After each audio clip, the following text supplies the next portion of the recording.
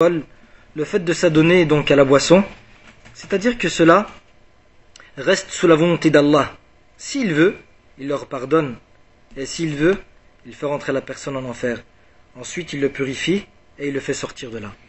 Et la troisième leçon à tirer, c'est que la grande association, shirk al-akbar, ne peut être pardonnée.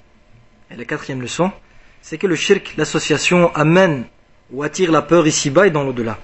Ensuite, l'auteur du livre, qu'Allah lui fasse miséricorde, a dit, d'après Ubadah ibn al-Samit, qu'Allah l'agrée, a dit, que le prophète sallallahu alayhi wa sallam a dit, quiconque reconnaît ou témoigne qu'il n'y a d'autre Dieu qu'Allah, sans rien lui associer, et que Muhammad sallallahu alayhi wa sallam est son serviteur et messager, et que Isa alayhi salam est le serviteur d'Allah et son messager, et sa parole, donc il l'a envoyée par l'intermédiaire de Jibril alayhi salam sur Maryam alayhi salatu wassalam, et une âme venant de lui, et que le paradis et l'enfer existent. Allah lui donnera en retour une place au paradis, quels que soient ses actes. Ce hadith a été rapporté dans les deux sahih. Donc ce hadith a été rapporté dans les deux sahih. Et la parole Ubadah ibn al-Samit est un compagnon qui est Ubadah ibn al-Samit ibn Qais al-Ansari al-Khazraji al-Badri. Et Sahab radiallahu anhum donc est mort à la 34e année de l'Hégire, et il avait atteint l'âge de 72 ans, c'est-à-dire 72 ans. Et la parole témoigne qu'il n'y a d'autre Dieu qu'Allah, a pour signification qu'il a prononcé cette parole en sachant son sens précis. Ainsi ce qu'elle implique au niveau des œuvres, qu'elles soient apparentes ou cachées, c'est-à-dire avec son cœur, sa langue et ses membres. Et le but dans cela, ce n'est pas seulement le fait de prononcer cette parole toute seule, c'est-à-dire voir tout ce qui s'implique en dessous de cette parole. Et la parole, il n'y a pas de Dieu qu'Allah, signifie nul ne mérite d'être adoré comme il se doit, hormis Allah. Et la parole uniquement et sans rien lui associer, signifie l'affirmation et la confirmation, pour uniquement et sans rien lui associer. Et la parole est que Muhammad sallallahu alayhi wa sallam a pour sens qu'il témoigne du message du prophète alayhi salatu wassalam, et que son message est général, comme a dit Allah dans son livre, وَمَا أَرْسَلْنَاكَ إِلَّا كَافَةً لِلنَّاسِ بَشِيرًا وَنَذِيرًا. Et ceci, donc le verset se trouve dans la sourate Saba. Et dans le sens rapproché, nous t'avons envoyé qu'en tant qu'annonciateur et avertisseur pour toute l'humanité. Et le prophète sallallahu alayhi wa sallam a dit, j'ai été envoyé pour les rouges et les noirs, à chaque nabi, donc messager, et envoyé à son peuple bien particulier. Et une autre parole du prophète alayhi salatu wassalam qui dit, ceux d'entre les juifs ou d'entre les chrétiens qui auront entendu parler de moi et par la suite ne m'auront pas cru, ceux-là donc rentreront en enfer. Et la parole serviteur, c'est-à-dire, a comme signification son esclave.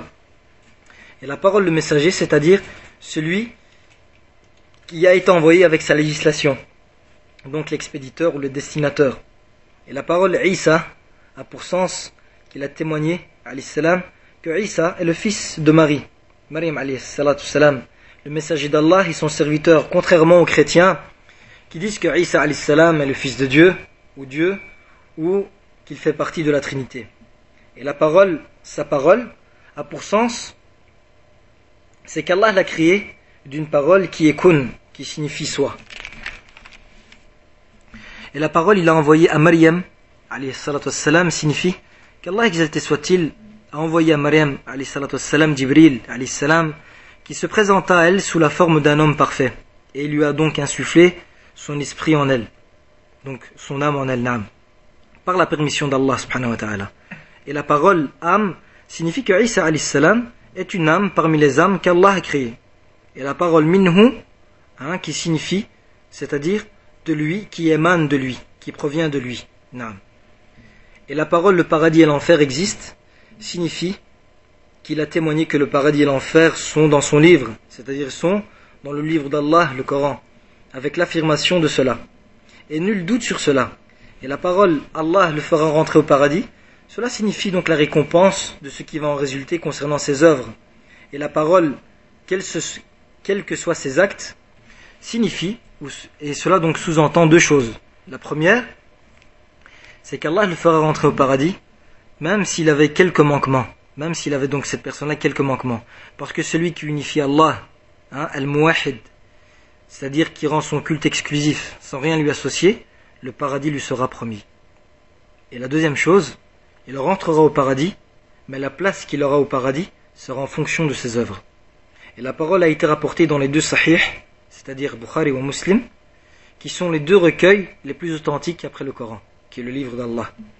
Et le sens général de ce hadith, c'est que le prophète sallallahu alayhi wa sallam nous a montré les vertus du tawhid et son honneur et la place qu'elle a, et que celui qui prononce le témoignage de foi en connaissant son sens précis, ainsi ce qu'elle implique au niveau des œuvres, qu'elles soient apparentes ou cachées, c'est-à-dire avec son cœur, sa langue et ses membres, et qui s'écarte de tout ajout, c'est-à-dire l'exagération, ainsi de tout manque qui est le laxisme par rapport au droit qu'ont les deux nobles prophètes, qui est Isa et Muhammad sallallahu alayhi wa sallam, et nous devons certifier que leur adoration est vouée à Allah seul, et qu'ils n'ont pas de particularité propre à ceux concernant l'unicité dans la seigneurie ou l'unicité dans l'adoration.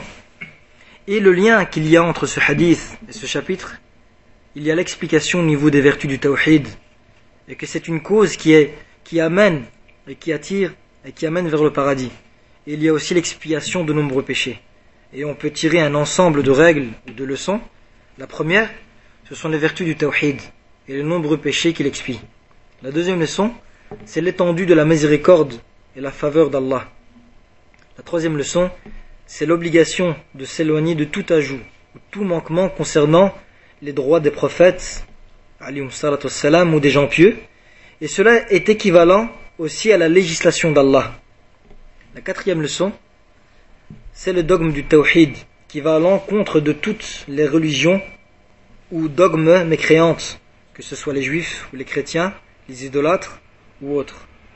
Et la cinquième et dernière leçon à tirer, c'est que les rebelles donc les désobéissants parmi ceux qui unifient Allah ne rentreront pas éternellement en enfer.